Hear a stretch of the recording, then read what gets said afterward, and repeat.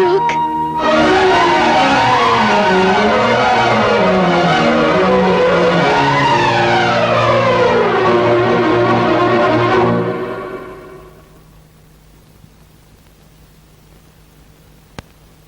ఈ పోరాటంలో గెలుపు నాదేనన్న విషయం వాడికి చెప్పిరా అని నిన్ను రాయబారిగా పంపాడమ్మా నీ కొడుకు.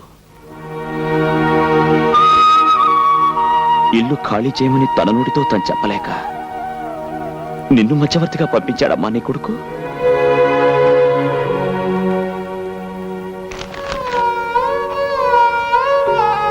నీ ఇంటి కాగితాలు నీకిచ్చి రమ్మని చెప్పి ఈ తల్లిని పంపించాడు బాబు నా కొడుకు.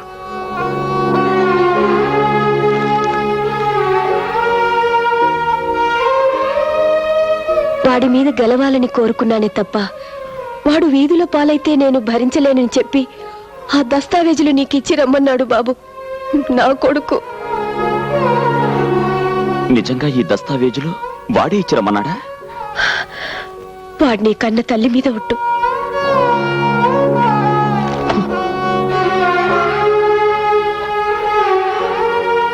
మేం పేదవాళ్ళం బాబు, మాకు ప్రేమించడం తప్ప ద్వేషించడం తెలియదు. చాలమ్మా చాలు. రాజా చేత తెల్ల కాగితాల మీద వేలిముద్రలు పెట్టించుకున్న విషయం నిన్నటిదాకా నాకు తెలియదంటే నువ్వు నమ్ముతావా? మీ ఇల్లు మానాన్నే పడగొట్టించాడన్న విషయం నిన్నటిదాకా నాకు తెలియదంటే నువ్వు నమ్ముతావా? ఈ విషయం తెలిసిన క్షణం నుంచి నేనెంత కుమిలిపోతున్నాను. రాజా పట్ల నేను చేసిన తప్పును తెలుసుకుని ఎంత నరకం అనుభవిస్తున్నానో ఆ భగవంతుడికే తెలుసు. అమ్మా, తల్లి లేని నేను ఈ తల్లి మీద ప్రమాణం చేసి చెప్తున్నాను, నేను చెప్పేది నిజమమ్మా. నన్ను నమ్మానని ఒక్క మాటనమ్మా.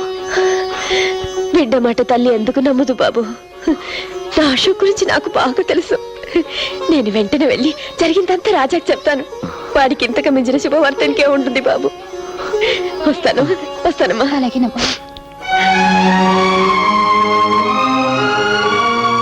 నేను అనుకున్నట్టుగానే పూర్తవడానికి నాకు కావాల్సిన ధైర్యాన్ని ఇవ్వండి. మీరు నాకు దూరమైన క్షణం నుంచి జీవోత్సవంలాగా బ్రతుకుతున్నాను.